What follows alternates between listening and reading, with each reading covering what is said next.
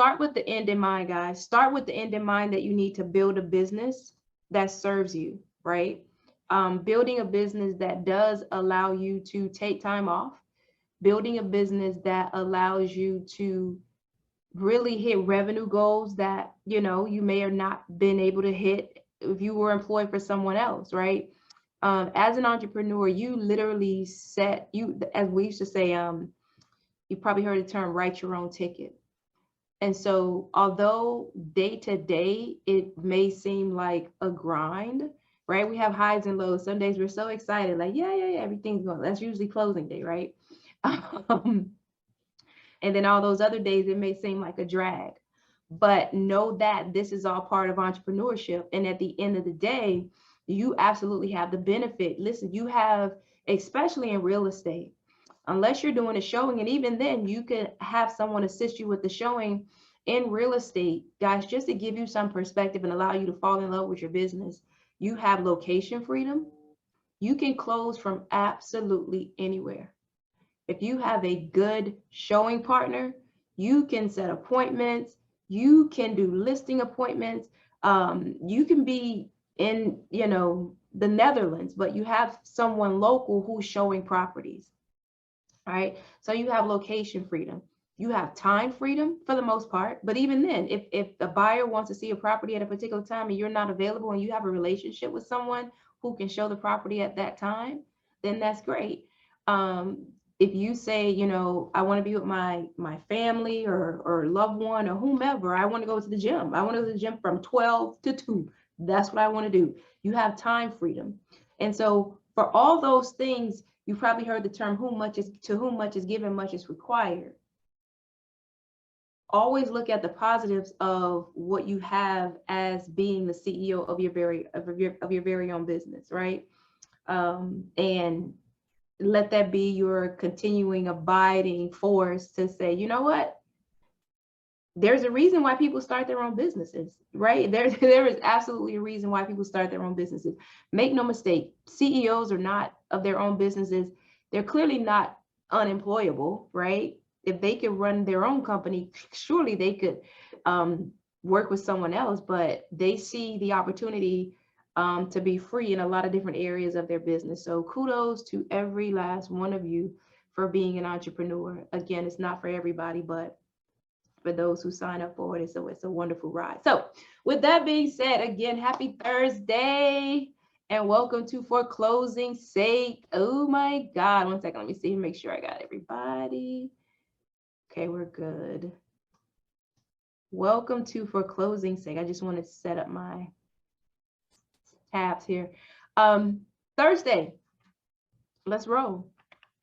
For those who are new to the table, for our quick lunch meeting, welcome to For Closing Sake. Listen, the entire reason that we get together every week is just to pick up bite-sized nuggets that'll help us grow our business. We come here to grow our business, to network, right? Virtually, get information, and ultimately to grow our business. That's what it's about. We want to fund the life that we would like to live. For those who I have not had an opportunity to meet before, my name is Racole Jackson. I am the founder of Title Xperts, Realty Law Group, and a couple other ventures that are on the way. You guys keep an eye out. Background, I'm originally from Miami, Florida. Attended the University of Florida for undergraduate, go Gators. Law degree from Santa Clara, came back to Miami, University of Miami, got my LLM in real property development. I love real estate. I'm licensed in Florida, was first licensed in California. Quick commercial break for those who have not had an opportunity to work with Title Xperts before. Our title company, we welcome you to a Title Xperts closing experience. We are an attorney managed firm along with myself and my partner. We do provide a dedicated closing team.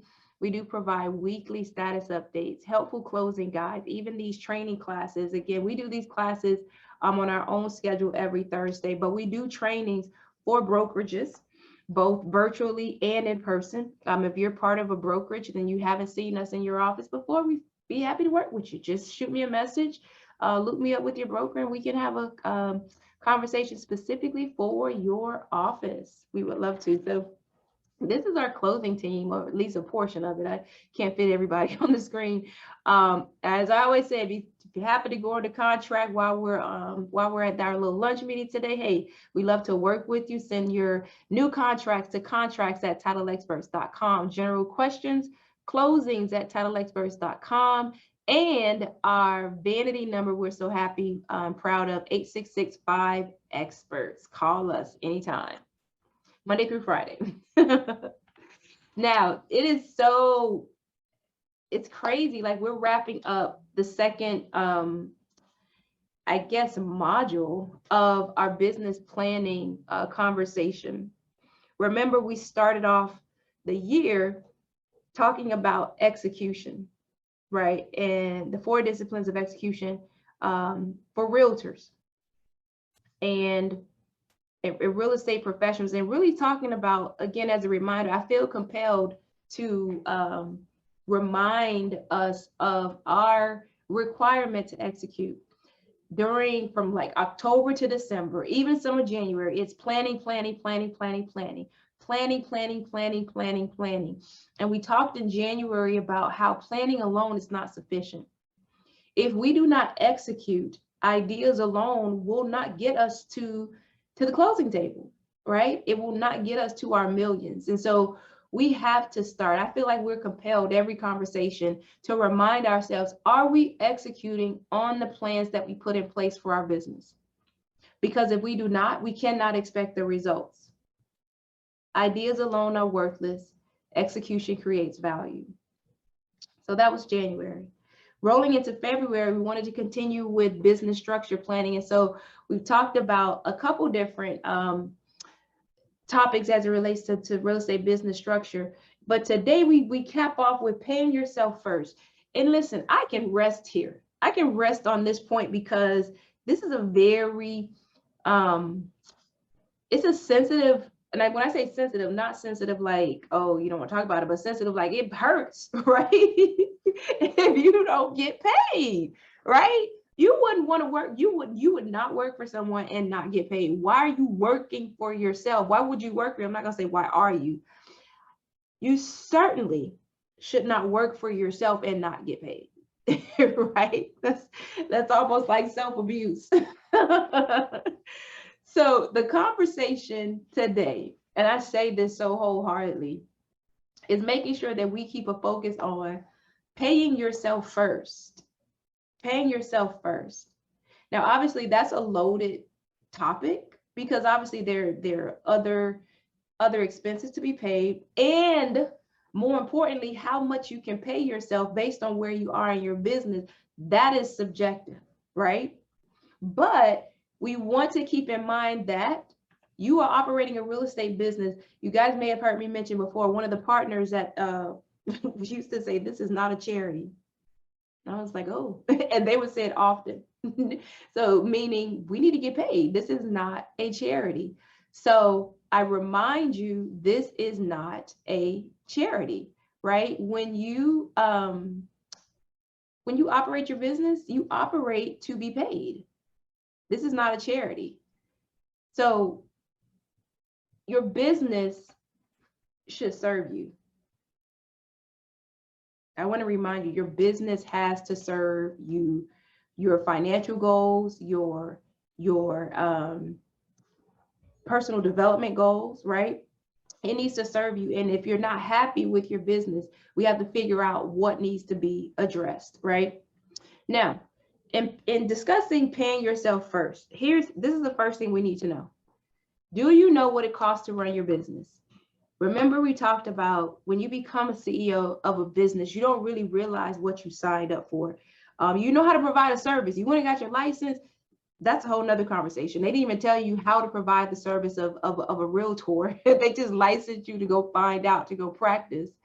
But outside of that, did you guys really know what it would cost to run your business? Let me see in the chat. Did you know when you walked out of there, did you have a sheet say, okay, you knew you needed to probably go get fingerprints. No, maybe you knew about the cost of, I don't know, issuing a license maybe. But you say, heck no. One of the first, there's so many things we need to know, but in order to get to paying yourself, we have to know what it costs to run your business. And can I tell you, that list can be very long. However, all things being equal, it's pretty inexpensive to start a successful real estate business. It's pretty inexpensive, right? You have your license, you have your MLS dues. They can be kind of hefty, but let's do an estimate. I would say you're probably looking at. I'm gonna round up high. I'm gonna round up high and say $2,000 for your initial cost. I'm gonna round up high because I'm looking at your MLS dues, your fingerprints, et cetera, et cetera. I'm gonna round high. That's just to get started. That's not including marketing, right? That's not including gas and all those other maintenance costs. But to just get started, that's pretty inexpensive. That's pretty inexpensive. Exactly. Well, if it's not offered by your brokerage who you join, yeah, your website, so your E&O, right? All these different costs that you may share with your brokerage, you're gonna pay for it, right? But you just pay a lesser cost because of they say the volume, right? A large office is going to have a lower fee for different things just because economies of scale, right? So do you know what it costs to run your business? That's one of the first things we have to know.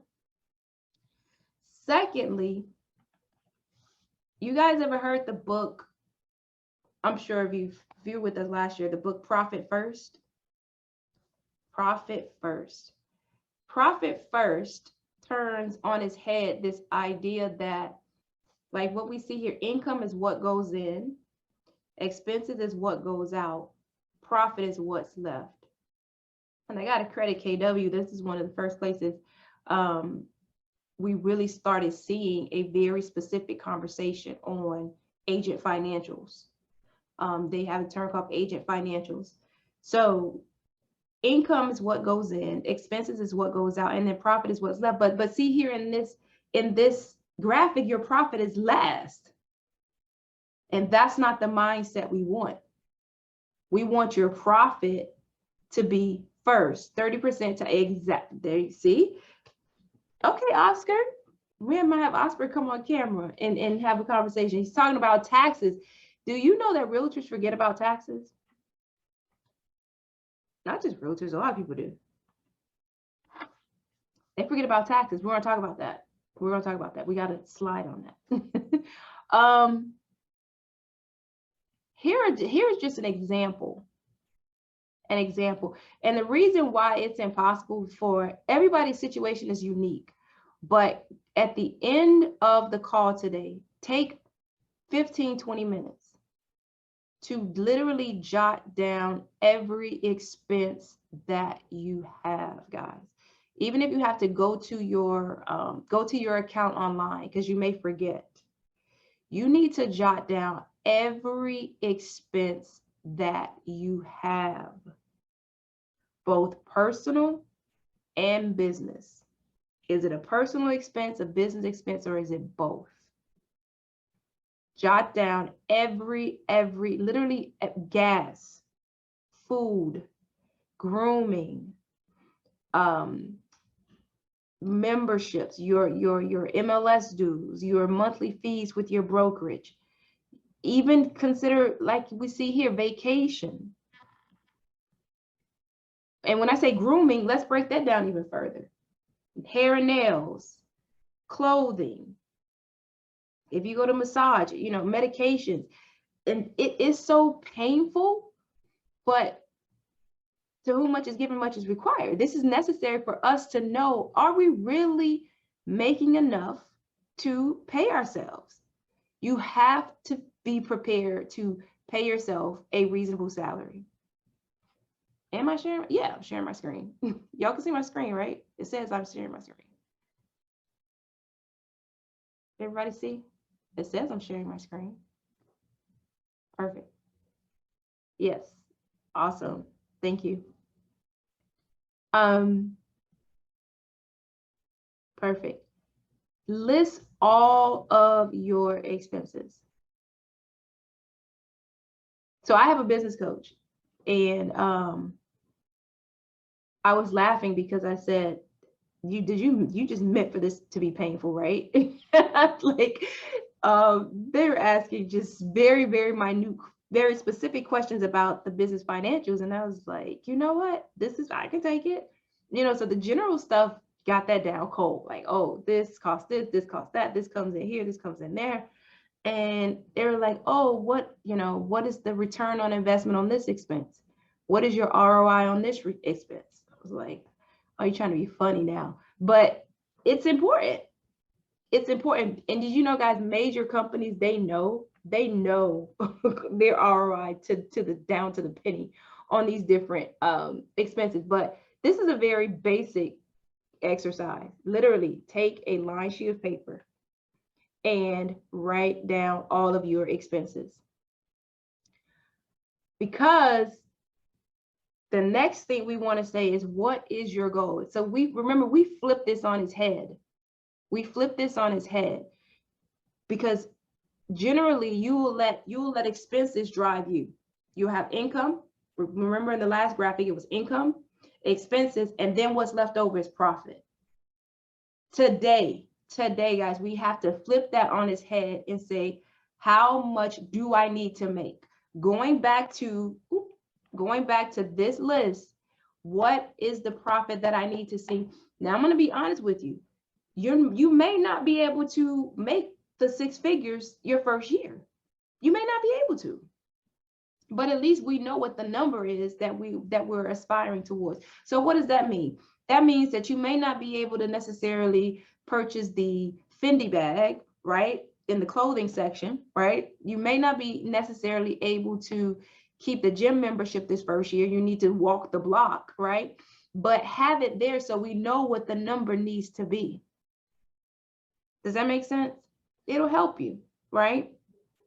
So we have a profit goal.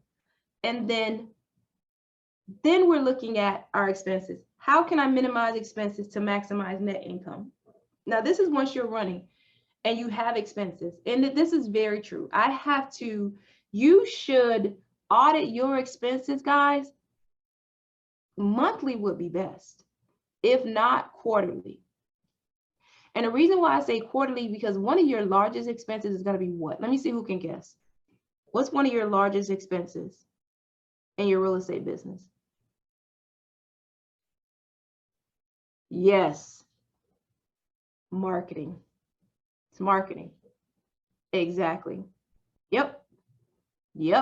Exactly. Yep.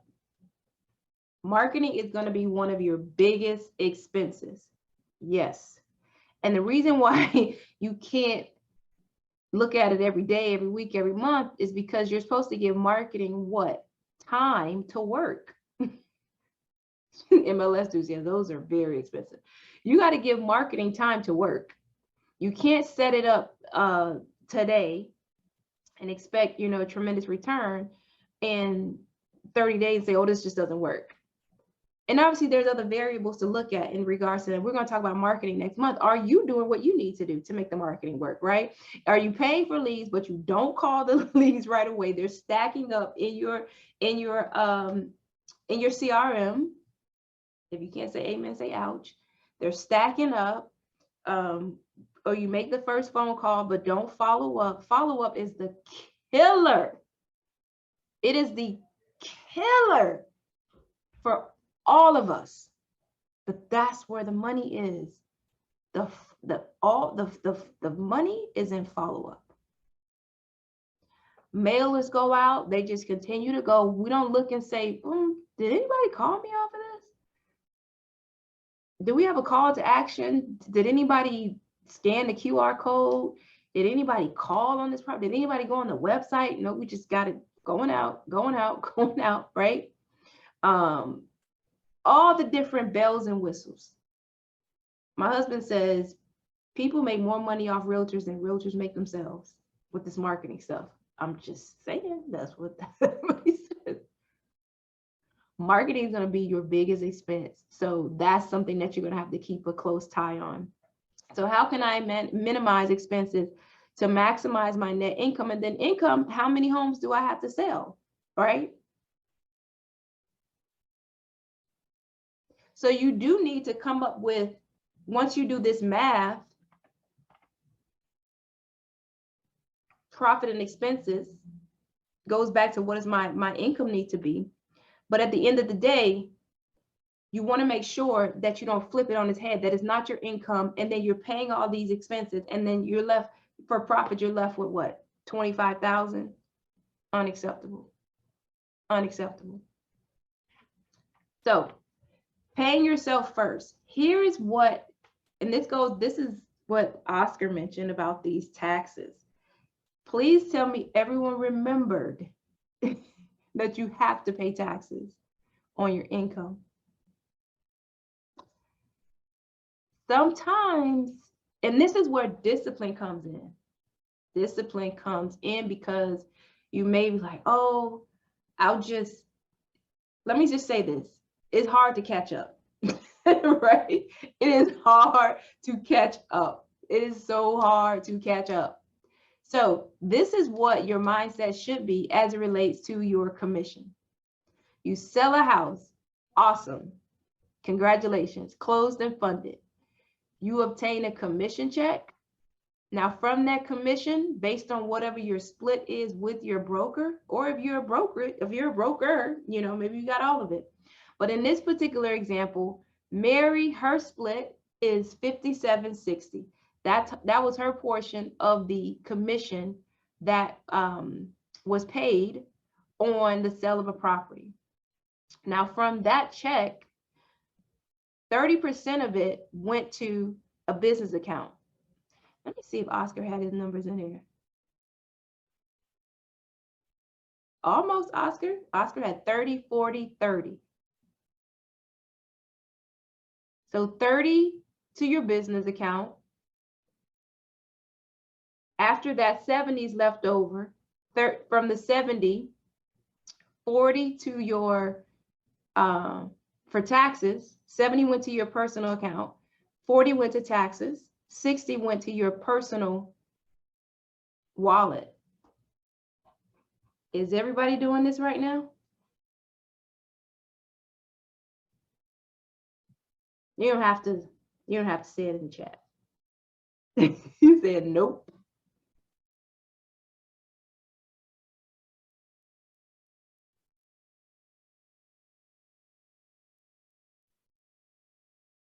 Right.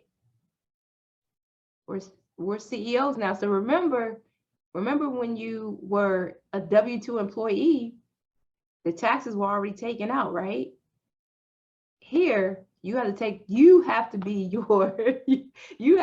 manage your tax savings, or tax, when I say savings, where is it going so that you can pay your taxes, right? And it's better to overestimate than underestimate. It's always better to just, write a check for less than what you save for taxes than to have to go into your personal income. Here we go. What you thought was your personal income, dip into your savings to pay off taxes. So we're going to pay ourselves first. We're going to pay ourselves first for sure. We're going to make sure we know how much we need to make to pay ourselves a reasonable salary. And with that as well, we are going to make sure that we have our tax account to pay taxes at the end. So this is just an example of some different accounts you should have set up. Now, we talked about, well, depends if you guys have already got your entity set up yet for the business. We definitely talked about business checking. We definitely talked about business savings. We definitely talked about business credit card. So we should definitely have those or be in the process of setting those up, right? But then you also need your personal account. So of course, I'm sure everybody has their personal checking, their personal savings, any personal credit cards, and then investments.